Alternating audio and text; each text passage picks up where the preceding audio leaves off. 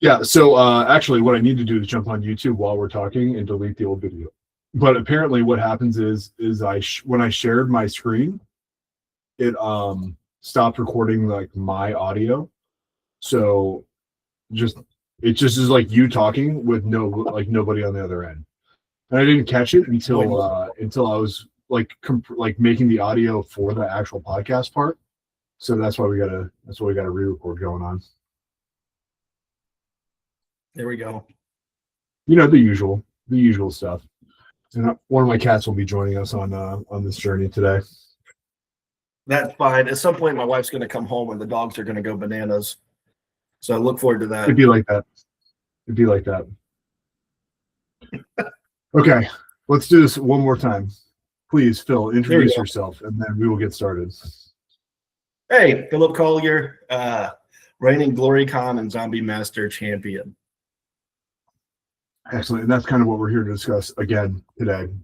What we were previously discussing is that I didn't record my half of the audio, so we're just kind of doing this again. I could talk about golf some more, but I don't want to talk about golf. But the pasta, so Phil, tell me about the pasta real quick. Do you make your own pasta from scratch, meaning like water, flour, yes, egg? This is the second time a pasta maker. So last 2 weeks ago, I made ravioli, and I made the dough one night just on a whim. At first time I'd done it, and I was like, oh, I'll just grab a pasta maker on the way home. And the grocery store didn't have a pasta maker. What it had was a rolling pin. So I ended up having to do the ravioli by hand, and that was a lot. Okay. So yeah, got a pasta maker, used it for the first time, much easier. Saved like an hour and a half. Excellent talk there. Okay, that is our icebreaker. Let's get into some tournament talk here. First off, congratulations on winning back-to-back Pennsylvania tournaments, is what it sounds like. Because there wasn't anything in between, so maybe probably not a possible three-peat based on our last conversation. But let's talk through Zombie Master Open, and then we can work our way forward, because I got some questions about GloryCon 4 here for you. That'll work. So this is going to be where it's fun. But retell me how good you are at golf and how that helped you win the Zombie Master Open. So we can talk again about what a scratch golfer is and how many people are actually scratch golfers. Yeah, I was very lucky with golf, man. I got to play a lot growing up, and I got pretty good at it to the point where, like, played in college. I spent 4 or 5 years after college trying to play professionally. And yeah, so we're still don't play nearly as much, but it's still pretty good, all things considered. Okay, the internet, specifically Google's Gemini, tells me that less than 2% of golfers are scratch or better. Also known as it says 1%. It says 1.99, or also known as the 1% club. Nice, I can believe that. Yeah, which is so you're not just good; you're like pretty darn good, is what some people do. But I had a lot of I got to play a lot as a kid. My dad really liked golf. We were near a golf course that was pretty affordable, and so it kind of worked out to where I probably played more than most other kids my age. But yeah, I really like it. All right, and then how did that play into the Zombie Master Open? Because I know that there was golf on Friday and then a tournament on Saturday, if I'm correct. Yeah, so France released the info, and like I have 2 hobbies at this point in my life, right? Like I'm almost 40. Golf and Magic, and specifically old school Magic. And like, here's Mike hosting an event where day 1 is golf and day 2 is old school Magic. And like, I mean, there was nothing keeping me from that. If I made one event that year, it was going to be the Zombie Master. Nice. Yeah, and then tell me about the Cube, which apparently happened after golf. Yeah, the Cube was good. Really, really good list of stuff. I'm not good at, we talked about this last time, I'm not good at limited. I don't play it a lot. My card assessing skills, I tend to grab stuff I want to play versus what's probably the right pick. I think I passed a turn, like a pick 1, pack 1 mocks, so I could grab Stormbind. Yeah. But to be fair, like I was looking around my table and there were several guys that were like really good at Magic at my table, and only the top player advanced. And like if you lost, you were out. So I figured I'd just draft something that was enjoyable, right? So I grabbed like Stormbind, Wheel, bunch of big creatures. I think I maybe had a Sneak Attack in there. Okay. Yeah, but there were guys at my table like Mark Lapine, however you say it. The guy's got I think some it's cool. Yeah. Yeah. There was another guy at the table that like he was there with a couple other locals, and one of the locals was like, "This guy's the best drafter I've ever seen." I'm like, all right, cool. So I'm fucked. Like I'm not winning anything in this event. Oh, I forgot to ask you guys. Did you stay at the country club or did you get a place? Like, tell me about the living situation. So I split an Airbnb with Greg Graham, and Greg had to drop out last minute. His wife had a work trip, so he wound up watching his kids. And like, it was an Airbnb in the middle of the county. It was on Boy Scout property, I think, and it was like a cabin. It was a cabin in the woods. There were chickens in the front yard. Like, it could not have been better. It was actually kind of nice that I was there by myself because I'm not sure where two people would sleep. There was like a bed and a kind of a couch. So it worked out. But like this place was it was in the middle of nowhere, down several like dirt roads. And the Airbnb login was like, yeah, when you get there, the keypad and this and that. There wasn't even a key. I didn't even lock it. Like it was just unlocked when I got there. And when I left for the day, like I didn't lock it because I couldn't get it unlocked again. So I just, it matched the pictures on the listing, so I knew I was at the right place. Like all the same stuff was in there. But it was great. Like could not have been better. Fantastic. Yeah, that's the one thing I forgot to ask you last time was the living situation. It sounds like this was close to a place called Camp Tuckahoe, which is actually very, very close to where I grew up at. I'm actually going to just Google it real quick, but I'm almost positive. I'm looking at this one photo. It would not surprise me at all if that's where you guys were at. It was. Do you remember the name of the golf course? Hanover Country Club in Pennsylvania was the name of the course. Oh, okay. Near that's a little bit further away, but I know where that one's at. So if I zoom out of Abbottstown here, it was like two roads. You went down one main road, then you went into some farmland, and like in the middle of the farmland, there was a dirt road that led off to like the middle of nowhere. I think I was near a river. I'm pretty sure there was a river, but it was dark when I was there, right? Like I was never there during the day, so I'm not sure what it really looked like. But it was a cabin in the woods. It was perfect. Sounds not creepy at all. I'm trying to think of like what Boy Scout camp is that way. There's quite a few. The Boy Scouts run deep in Pennsylvania. So okay, we'll come back to that one later because my computer's not going to load six tabs. All right. What was your score for the day? I know you guys were playing Scramble, but like, how negative did you go? I think we were 7-8 under par. Okay, which was pretty good.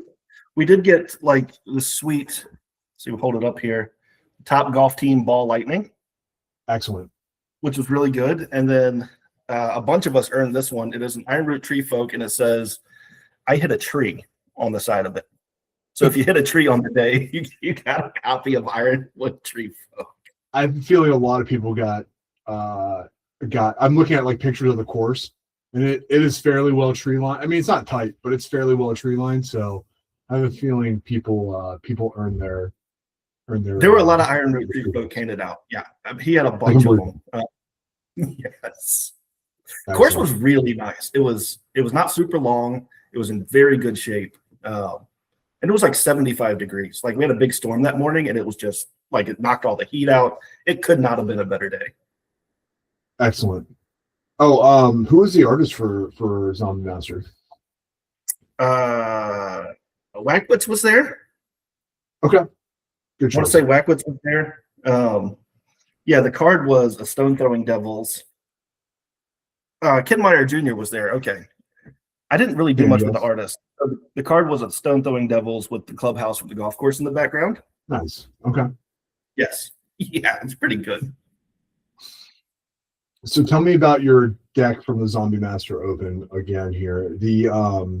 I'm not gonna pull it up on the screen because I don't want my audio to cut out again. But tell me how it went. So I saw like I saw Svanta's triple S list with like Sage, Suchi, and Sarah. I was like, man, I really like the base there. And I tried it, but I didn't have the mana to make it work because I didn't own any black duels. And like, I didn't own a Lotus and a library and like the red mocks, I want to say. Yeah, I didn't have an emerald or a ruby rather. So like, I replaced them. I think I laughed about this before. I replaced those three with the obvious choice, which was Urnum Gin, right? So Lotus, library, and mocks out, 3 Urnum Gins in. Because I had green duels, I had Trops and Savannas and stuff. So like I was on 3 Sage, 4 Suchi, 3 Urnum, and 2 Sarah. A couple copy artifacts that were usually factories or Suchis. And yeah, that was the creature suite. And it was backed up with like Plows, Disenchants, a couple counter spells, Fell Wars, and then every piece of power I own. No, I like this list a lot. I feel like the Fireball put in some work as well as like a closer. That might be the Zombie Master list. Am I looking at the wrong one? Hold on. Yeah, I didn't have Fireball for the Swedish list. Oh yeah, never mind. This one's got the sages in it. Yeah. Okay. Yeah. So the mana base was kind of a mess. Greg loaned me a scrub land, so I could play a scrub land. A single scrub. I had one Savannah. Yeah, I had a Savannah, a Volcanic, a scrub land, and then like 4 Tundras and 3 Trops. Yeah, some mixed up city brasses in there too. Love it. 4 City of Brass, 4 Factory, Plains, Island, and Strip. Right, the mana was pretty good. Like it looks like a mess. Sideboard Plateau was nice because I boarded into a bunch of red stuff. Had bolts and red blasts and like Falling Star. The sideboard Plateau did a lot of work. Like I'd usually cut a basic, usually the Island, because if I was bringing in more red and white, I wanted more like red and white. So I'd cut the Island or cut a city or something and just bring in Plateau, or just add Plateau and play more mana. Right. No, it looks like it played well. I know that Brands is big on his spice prizes. Were you in the running for spice as well? On the Zombie Master Open? No chance. My list is not very spicy. It's not super typical. Years ago, is it Collier Nord, Swedish guy? He had this really cool like 4-power list where it was Urnums and Sarahs, and like I really, really liked that list, and I could never quite get it to work. I kind of landed on this 76. Like, I mean, I worked on this list for probably most of the year leading up to this, which is like the longest I've worked on any list ever. Okay. But so like LobsterCon was Swedish, the Derby was Swedish, and then this event was Swedish, right? So like I wanted a deck that was actually playable and good, and I spent a lot of time. Serendibs were in at one point. We had Serendibs, but they got cut. It just wasn't fast enough to cast Serendib and not die. You know what I mean? Right. No, I like the Suchis. Was this Gentleman's Atlantic or was this Swedish? This was Swedish. Okay. Yeah. Definitely like the Suchis then. Yeah, the Suchis were great. At some point, people would just run out of removal, right?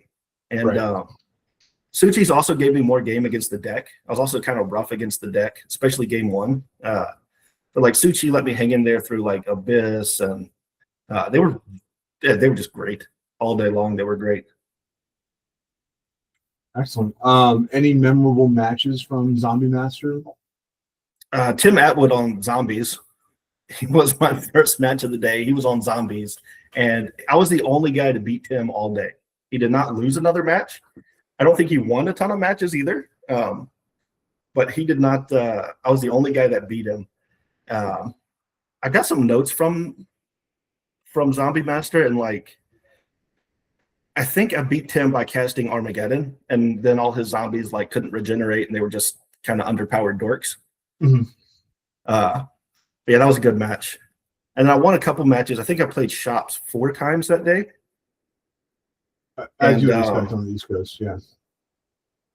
Dude, this deck was so good against Shops. Like, I had all the same threats between Suchi and Copy Artifact. Like, my best threats, or their best threats were, I could take their Suchis, I could take their Trikes, whatever. But then Urnum was better than everything they had, right? Like, they had nothing that could beat Urnum Gen. And then I had all the white removal to go with it. Like, the shops matchup was very good all day long. Nice. The how was the so that was Saturday. Did you do anything Sunday or did you just get back to the house? No, I just went back home.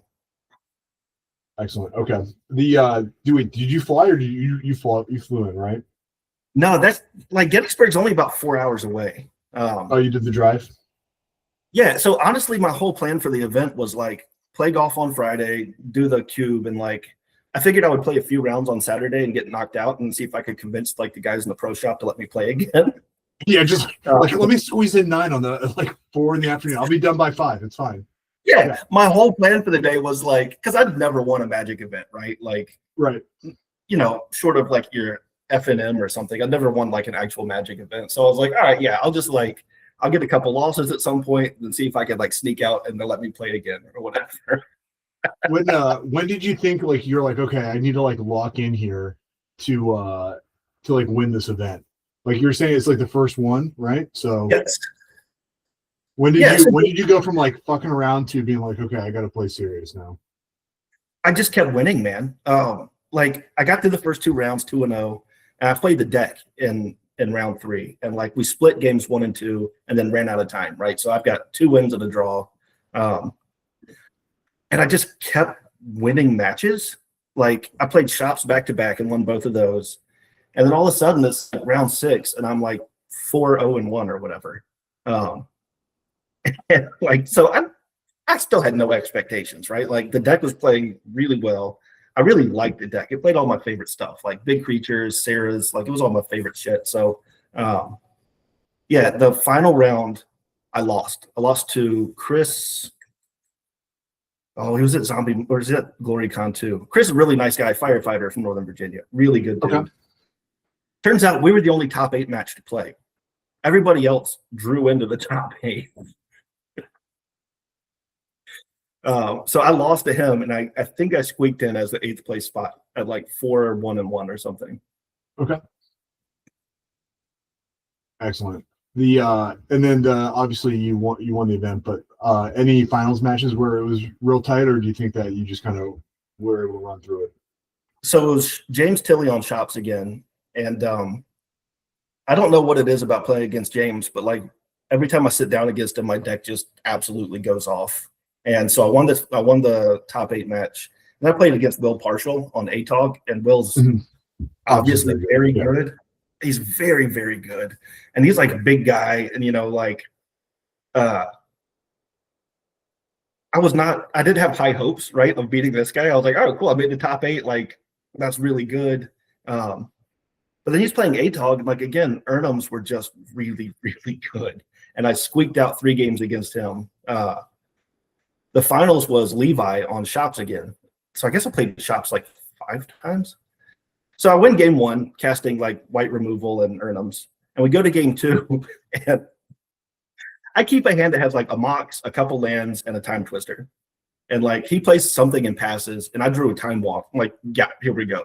So I play my land, my Mox, I Time Walk, and I cast Time Twister. And I draw into like, I think I had the blue Mox in the opener and like a basic Plains. And I draw into like the white Mox and the basic Island. And so on his turn, he plays Blood Moon, like to try to Blood Moon me out of the game. I'm like, cool, man. Like I'm sitting on double white, double blue.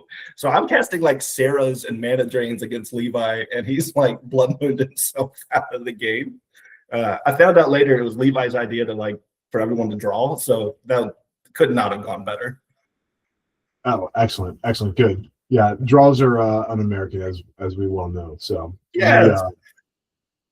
What card did you? I'm assuming you won a card. What card did you win? I got a Zombie Master. There it is.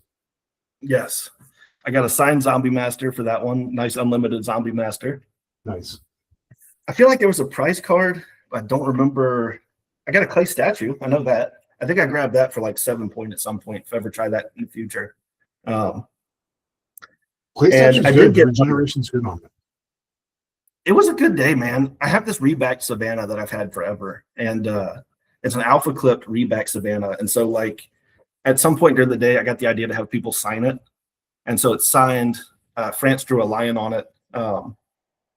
Yeah, so it defaced that, which made me happy. So like now I've got a Nice. unsellable reback, which was good. It was just a very good day all the way around. Awesome. Yeah, no, it looks like you did well. I'm actually looking at the playoff standings, and it literally just says, "Thank God Phil beat Levi." That is the literal last thing that's written on this like one sheet of paper. So I can appreciate that. For sure. And you did just sweep him. He's such a nice guy. Like he's such a good guy, and yeah, like beating him is definitely a highlight. I could have beat him and only him, and it still would have been a good day. Like You would be good just on all it. the Yeah.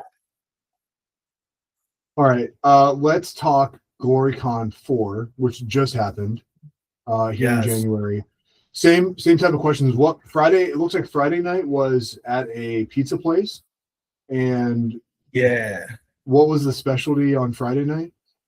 Friday night was just kind of like an open house, play what you want. I played a bunch of AAA. I played some Quest for Ice. Played several games of pre-modern. Didn't win anything. I lost my demonic tutor, which was good. That's great. Yeah. Yep. I lost my tutor. I did win 2 games of AAA where I won like a revised forest and like a 4th edition mountain. So that felt good. Yeah. You're low stakes gambling. That's where you know you're like making real big money. So that's what that's like. Some people play it unsleeved and like they play those kind of decks. Some people play like serious cards. At some point, like if I'm playing with friends, I'll put wheels and like duels, and we'll play stuff in it like where you flip over at the end. You're like, man, am I about to lose something I care about? Which makes it a lot more interesting. I don't blame people for not wanting to do that, but like at the same time, it's not that interesting losing a 4th edition mountain. No, and I think like that's kind of like the analogy back to like playing like 1-3 poker is like you can play 1-3 poker with like $100, or you could play deep 1-3 poker with like $500 or $600 on the table, right? It all kind of, and it depends on who you're like there with. Like I'm more than willing to lose money at my local country club on a Thursday night in a downstairs game, more than I'm willing to lose at like the poker room that's down the hallway, right? Like. So yeah, I agree. I think that's actually I enjoy that part of the flexibility where you can take like an unsleeved $100-ish deck. I don't know if you could build one for less than 100, but take like a unsleeved deck and take that with you, or you can add a couple cards and play against friends, and it's still awesome. My AAA deck is green, black, and white, and like it's got some really neat altars in it. It's got some stuff that like I care about in it, right, to make it more interesting. Because when you do lose and when you flip over a card and it's not like something you really care about, it feels great, right? But it's still like the excitement of not knowing what you're about to lose or what you're playing for is that's the most interesting part, right? Like, I don't know. And people obviously play whatever they're comfortable for. Like, I don't play 40K for the same reason. I'm sure some people don't play with, $30 cards in AAA, right? Like, losing an actual Mox or losing a shop or something just seems insane. Yeah, I agree, which is crazy because like I will go to the casino willing to lose that much money, but I could never play Magic willing to lose that much money. Yeah, right? I'm heavy gambling. Yeah, same, man. Yeah. Like golf course, I will gladly play for money, but like I don't want to lose on Magic. I'm not that good at Magic, but I know what my percentages are at the table. You know what I mean? Like, I love it. But the 40K guys, they're often like the happiest guys in the room. They love it. Those guys love it. yeah, I mean, like I think a lot of the time you're usually just like passing birds back and forth because it's 4 bird. But every now and then, like somebody loses a workshop, or like friends hole punches an entire fucking deck. So got some other stuff in there. How did let's move to Saturday unless where did you stay on for this trip? We stayed. I stayed with so Duncan, Greg, and I all stayed at the same hotel. Okay. The Inn at Cemetery Hill, maybe. Yep. It's literally like it was so icy you could street. slide out of their parking lot into the Dobbins house. It was like actually across the street. Yeah. Oh, that's probably like the place to stay if you've never been to Gettysburg before, because it's just like right there. And it was $100. It was like $100 a night or something, right? Like it's hard to do better. Dude, it's off season in Gettysburg is cheap. It's like if you wanted to do that place in the summer, probably like $400 or $500 a night. Yeah, it was right in the middle, right? Like you're 5 minutes from the battlefield. It's like in season it was probably expensive, but out of season it's perfect. There's nobody there. There's like 5 cars in the parking lot, and it's walking distance to everything. It's walking distance to like the brewery that does the after event. I could not recommend that place enough. If I go back, I'm just going to stay there forever. Here, understood. Did you guys? What did you have to eat on Saturday? I've been told that the food at Dobbin House is good, but I need to know. I need to know what your firsthand thoughts are on this one. The food is good. The desserts look great. I'm 2 years in a row of not eating a dessert because I keep telling myself I'm losing weight, and it hasn't happened. So the desserts look good. I had a big salad and like pasta and chicken, and the food is good. Like it's legitimately good. Good. Tell me about the rule set for Saturday, and then what deck changes did you make because of that? Because it was gentlemen's, right? Yeah, gentlemen. So no library, no mind twist. I think that's it. Gentlemen's Atlantic. Yep. Okay. Correct. Yeah, it was Atlantic. So 1 strip, no library, no mind twist, but you can still play Ancestral. So like 2 years ago, I did GloryCon and I played the same colors, but no black, right? Like it didn't splash for Demonic. And I don't own library, so that doesn't make a difference. Doesn't matter. Yeah. Yeah, no, it's fine. But this year I was playing birds. Like I wanted to play all the colors. So I played birds, I played Demonic, and I played a lot of red stuff in the sideboard. Which I think was the right call. I feel like it was the right call. I mean, like winning aside, I still think it's the right call. Yeah. Yeah. It was like scoreboard, Yeah. So the deck was really good, but it's weak to like go wide strategies. It's kind of soft to mono green, especially like mono green with vowels is kind of soft. And playing 3 bolts and a falling star on the board really shores up a lot of those like questionable matchups. Yeah, that's pretty interesting. I never considered just like having red in the sideboard for those. I'm always kind of like, oh, I'll play the lightning bolts in the main, but I think that's probably like the correct call, right? Because otherwise you're just bigger than them with your Sarahs, Tibbs, and Ernie's, and your Griffin Pixies deals with your factories. Like, so do you really need the bolts? Probably not. Not like outside of certain matchups. Yeah, the matchups where they like. So green in particular, if they bottle you early, you lose half your threats, right? Right. Your mana. And then if they like Ice Storm and it can get out of hand. Like winning that match, you really need to just take advantage of the fact that you have a bunch of broken cards and they don't, and just keep casting them until you got like Sarah's in play and a big overwhelming thing. But yeah, I 4-for-1 the guy in my first round with Falling Star, which felt fantastic. That's what it's all about. That's why the Colorado guys have like allotted it to like only hit 2 or something like that. It probably should be because it's a ridiculous card. Like had he had 5 guys, I would have tried to hit 5 guys, but he just happened to have only 4, right? Like the fact that you can hit up to 6 is really gross. I disagree, but only because I think it should be like it's a 3 mana sorcery speed. You could literally just play Earthquake, and it would do almost the exact same thing. You can, yeah, and it's not like, I mean, hell, I died to a Holy Light at LobsterCon. Andy Vaquero Holy Lighted away all my Birds Paradise, right? So like, there's a bunch of ways to do the thing even without Falling Star. Amazing. First off, love the Demonic Tutor. Who did the altar for that one? Quail. That is a Quail altar. There it is. That's why I love it. Now I sent it to him years ago, and like he asked what I wanted, and I was like, dude, I don't know. Like draw whatever you like. And he sends back this awesome, like it's so good. That is my one and only Quail altar, and I love it. Nice, dude. Tell me a little bit about the tournament. Any particular matches that stand out? The tournament was really good. So the deck, this is the deck that got me into old school, right? Like it was Paul DeSilva's deck. I got Paul to sign the Armageddon, one of the Armageddons. He signed it at LobsterCon for me. Nice.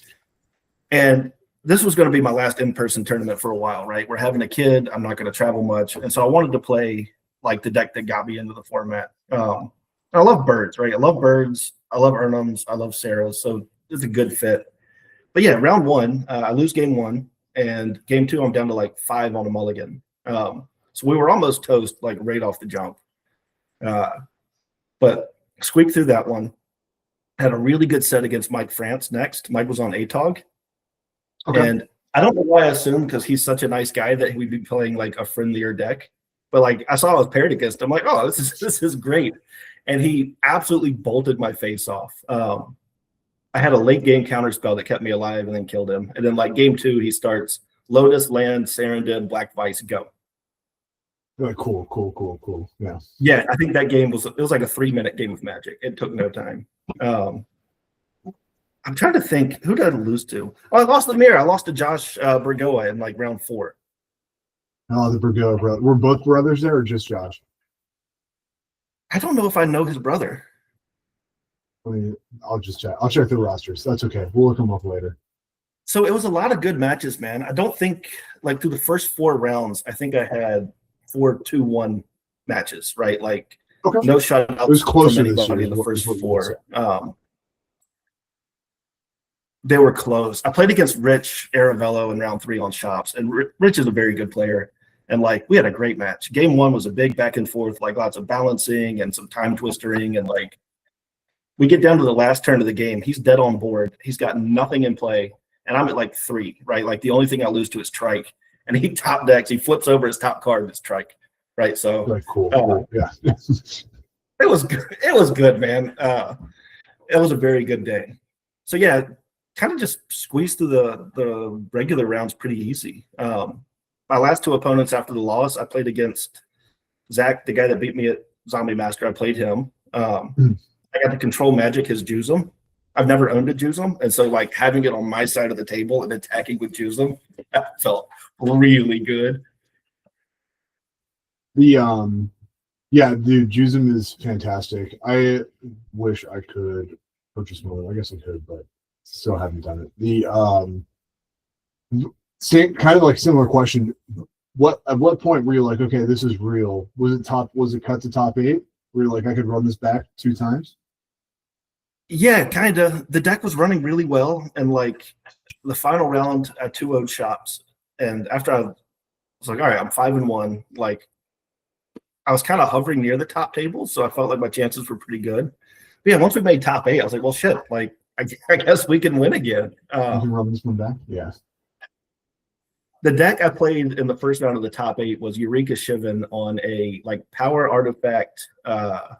It was like power artifact, Dragon Engine, Ring of Maruf deck. Yeah. He got a Spice Award too. That deck was exceptionally sweet. Game 1, I didn't really like. I figured out what the deck did a little late, and like I tried to plow his Dragon Engine with the powered up Monolith in play, and he just gained 1 billion life. Games 2 and 3, I was able to like, just bring in 100 pieces of artifact hate and kind of ride it out, right? Right. Once I got past that deck, I felt pretty good. The last 2 matches were like blue-white, and then the mirror match and Josh in the final. And both those, I felt like I had the advantage in. Because again, I have all the same good cards that blue-white does. But again, I've got Urnums, I've got Pixies, I've got like Fireballs and Bolts. Like I've got stuff that he doesn't have while having all the same good stuff he does have. Yeah, it looks like he forgoed the birds for lions, but otherwise pretty similar lists. He's not playing any Sarahs though. Is he any Sarahs inside?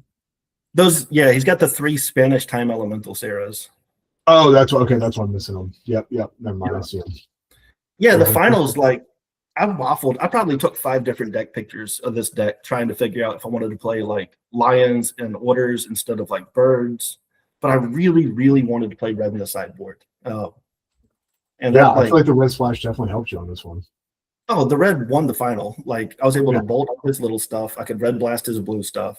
I think I control Magic to Sarah. It's not red, but it's always fun to talk about control Magic, someone else's good cards. Yes. But yeah, the red was definitely like the push over the top against the mirror match. Excellent. What card did you win for the event? I got a Blaze of Glory. I've got a signed Blaze of Glory. Oh, amazing.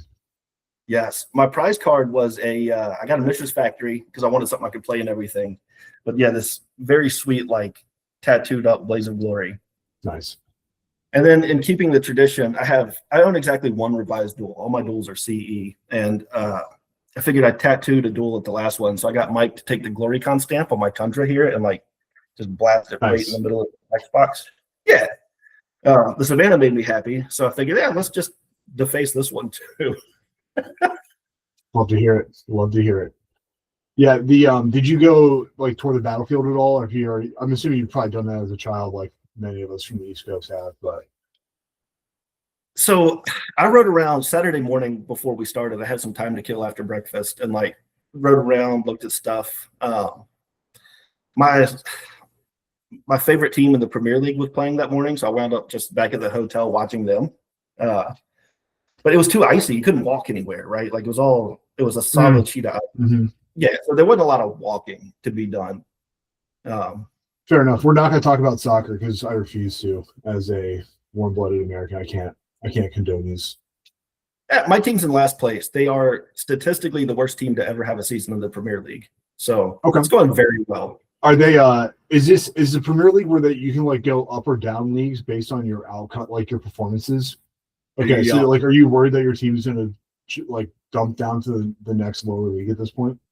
There's probably 15 games left in the season, and they cannot statistically stay up. They are done. Like, so my guys are getting. Yeah, it's a rebuild year. Okay, all right. They're terrible. That's okay. No, I mean, like the one thing I will give soccer is that the ability for like good teams to move up leagues and bad teams to go down in leagues, I think is like kind of like imagine that happened in baseball. Like whoever was like the last place baseball team like had to go. The entire team went down to AAA, and like some like the Atlanta like Bananas like suddenly is like in the MLB.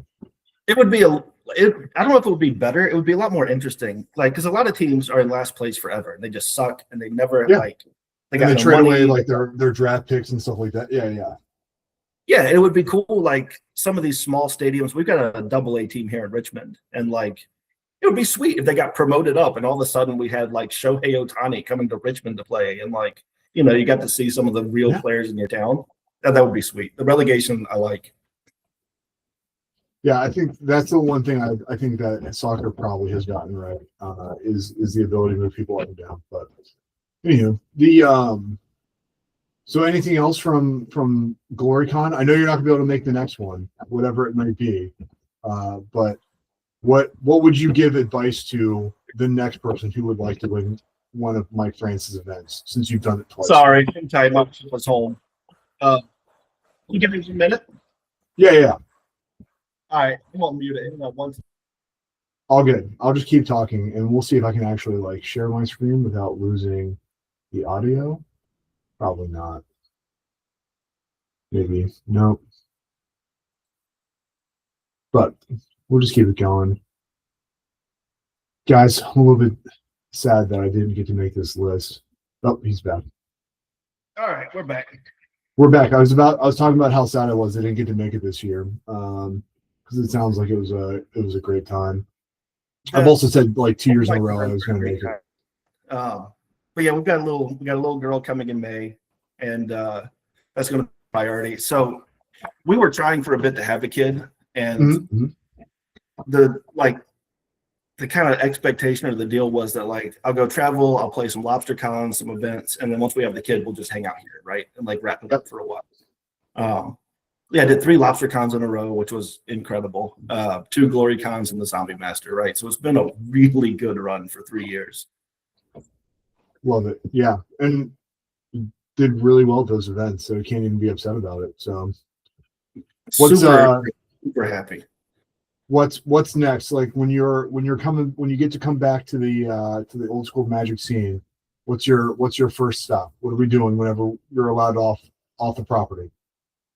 Probably another France event. Okay, that's strong praise right there. Yeah, well, they're 4 hours away, right? Like I can drive to them.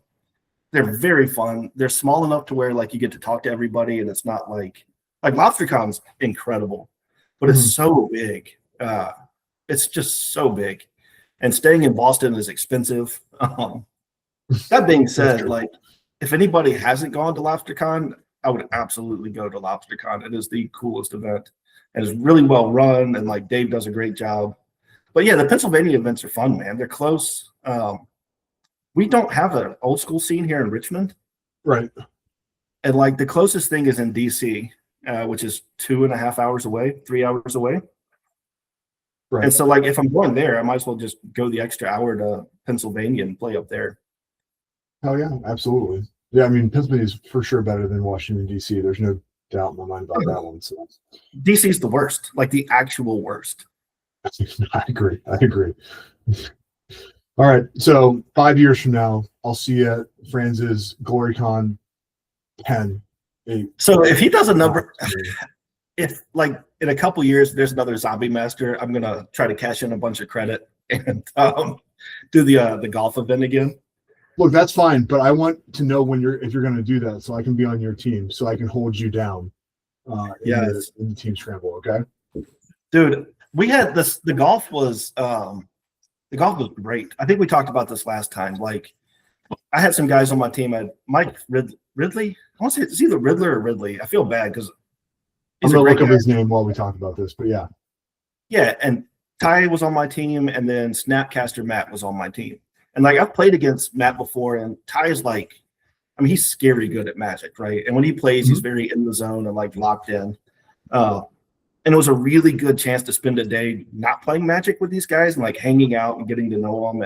And like Ty's the nicest guy on earth. He's so incredibly nice, such a good dude. But like it was nice to get to know him outside of the context of him like trying to twiddleball me to death. You know what I mean? Right.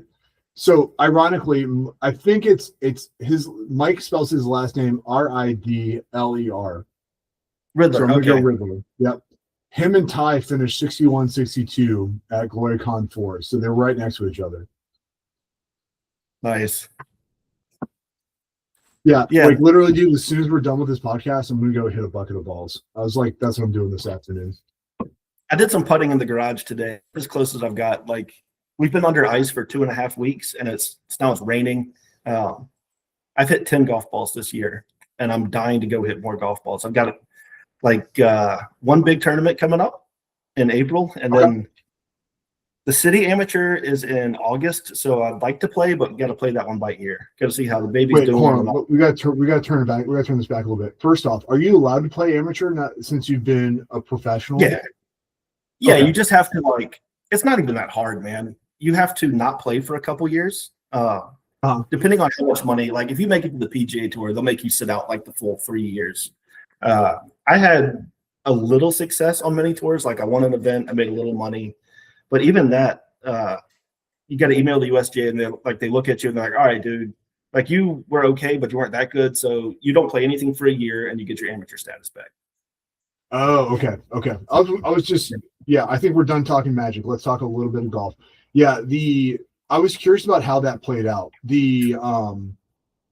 Because like if like you wanted to go in the Olympics, you can't be a professional. You have to be an amateur, quote unquote, or whatever. So I was always curious about how they like if you could like go backwards in status. And then are you playing these tournaments for money, or like is it just like to win a trophy? Yeah, they're just trophies. There's some store credit or whatever, which is always nice. Get some golf balls, or like if you do real well, get some golf shoes. But no, it's just like the one in April is a 2-man tournament. It's the Richmond City 4-ball, right? So me and a partner will go play. It's at the course I grew up at, and the guy I'm playing with, he and I were cart guys there together for years. So like, I'm mostly going to like have a good time, right?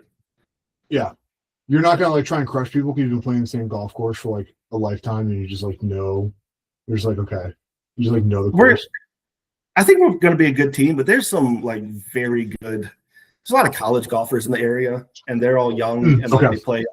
And and they're going out to like win and crush people. My buddy and I are going out to play golf together, have a good time. Fair enough. What's the last question I have for you on golf? Maybe. What does the golf gambling scene look like? Are you playing like money per hole? Or are you playing like strokes? Like what's our betting lines looking like for the game? Hypothetically speaking, because of course we don't do this, in real life.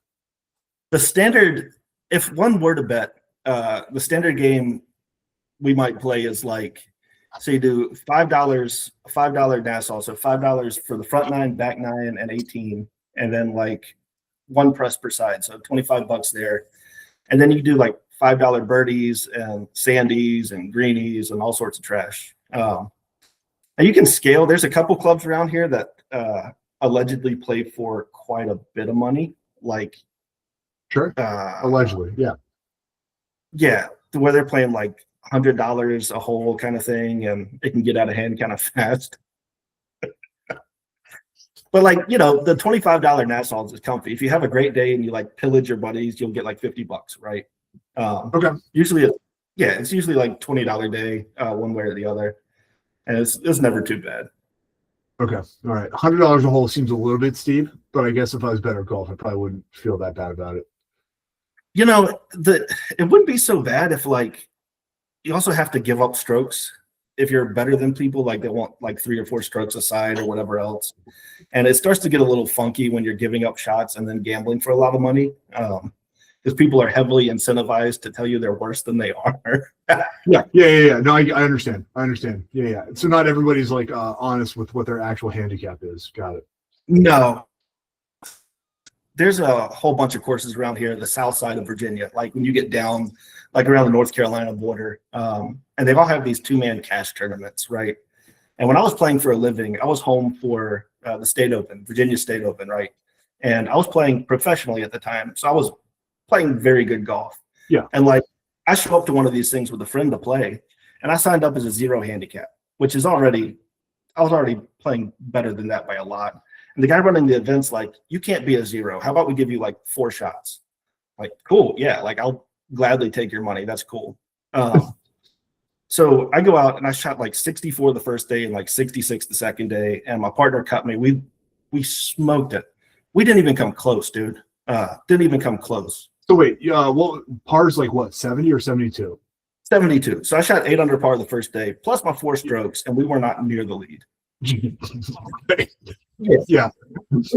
Like the guys, I was playing with a father and son the first day, and the son's like, yeah, I'm like a 16 handicap, and the dad's like, I'm like an 18, and the son's probably 50, the dad's probably like 75 or so, and the 18 handicap dad gets up there and drives the first green. As you know, 18 handicap, he's putting for like a net -1 on the hole. I'm like, all right, dude, get Cool. Yeah. I'm starting to see why the guy running the tournament told me I can't play as a 0. Like, I got it. So yeah, like people just cheat their faces off.